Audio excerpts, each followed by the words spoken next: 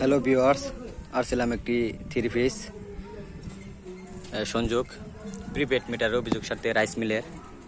তো এসে দেখি মিটারটা সাদা হয়ে আছে।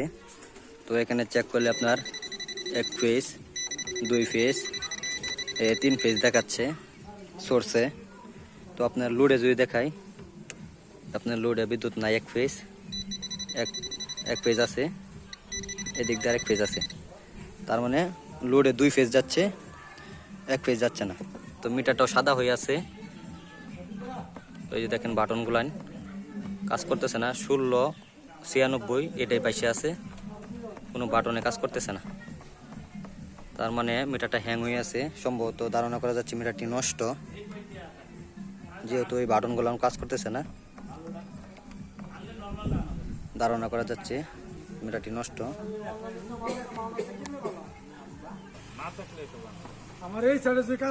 মাঝে মাঝে একটা বাটন কাজ করে। তো আমাদের বিদ্যুৎ সম্পর্কিত ভিডিও পেতে চ্যানেলটি সাবস্ক্রাইব করুন। ধন্যবাদ সকলকে।